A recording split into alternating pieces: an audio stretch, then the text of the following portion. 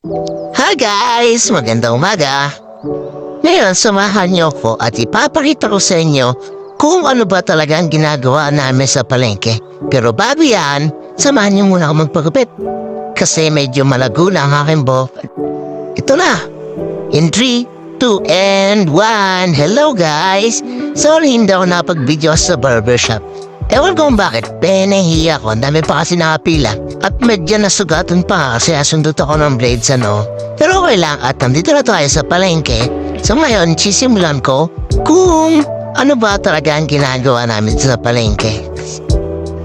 Nabutan ko nga si mama may inaayos dun sa sulok at mag-isa lang siya.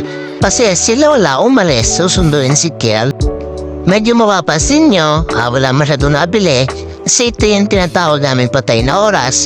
Patay na oras is 12 to 1 o kaya 12 to 3. Depende na lang din sa araw. Mostly ang ginagawa namin kapag ganitong oras, nagkukulitan minsan, tapos nag-aayos talaga kami ng paninda. Magdi-display na kung ano-ano tulad ditong crispy fry. Bagong deliver, kailangan i-display para, syempre, mabili. Syempre, pag natusok, pagkalagay sa kawad, i-display na namin to. So ito nga pala, inusap po si mama mo mag-video sa akin kasi medyo magalaw. Ewan kung bakit. Baka nangangatala kamay ni mama. Ewan ko, kasi baka first time na niya mong video, ganon. At syempre, ito rin din si Boy. In 3, 2, and 1! Yes! Ito na. Nakatusok na siya and ready na for display. Sasabit ko na to. Ayan nga, tapos na namin siya i-display or tapos ko siya i-display. At ito pala yung aming mga paninda. Yung mga nakasabit namin paninda sa sari yan. Kung ano-ano. Toyo, suka, magic sarap, mga tomato paste at kung ano-ano pa. Ito, habang ako nag-aabang ng mamimili, si mama is nagre-repack ng kangkong para na rin may paninda kami sa labas. At maraming salamat nga pala kasi nandyan ka pa rin. Salamat at umabot ka sa part ng video na to kung saan makikita mo kung paano kami mag-repack, paano ako magbenta, at yun lang. Salamat! Oh, nandiyan po pala kayo? Salamat! Ito talaga yung most challenging part sa pagtitinda sa palengke, yung pagre-repack ng mga gulay. Kasi hindi naman mabebenta yan ng bulk sa tindahan namin So kailangan namin repakin. So ito, ako, sinimulan ko sa okra kasi wala na kaming panda na okra. Yan nga, pag magtatali ka ng mga gantong gulay, dapat i-consider mo rin kung yung gulay yung tatalian mo is, tawag dito, yung mura pa or yung magulang.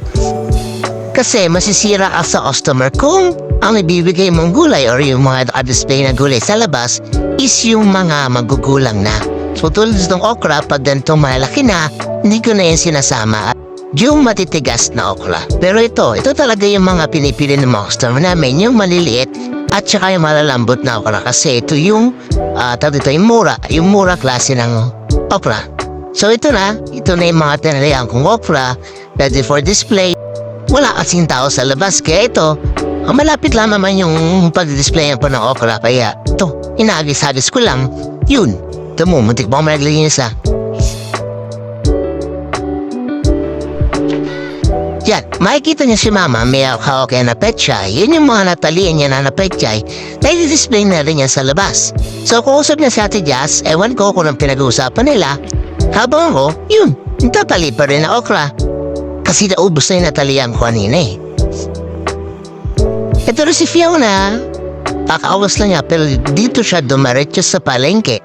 Kasi naamoy niya na may papansit kami. At medyo nahihiya pa yan sa camera.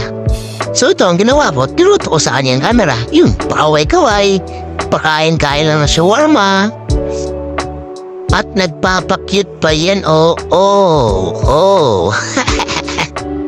Ito pala yung eksena pa nagbebenta ako.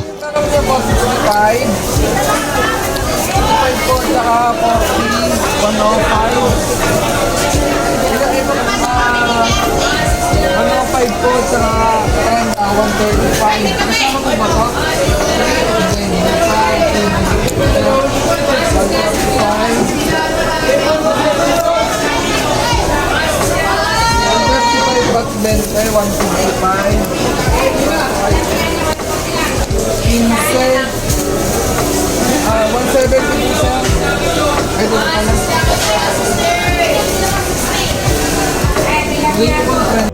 O diba, intense sa pagsusolve.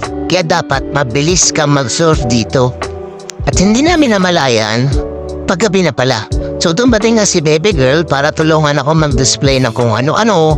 Toliton Del Monte, Easy Mix. Ito pa ang trip niya ngayon. Kagatin ako. Sabi ko malagkit ako't maalat. Kumuha pa rin talaga ng paraan. Ay, ngibit naman sa sakit si Idol.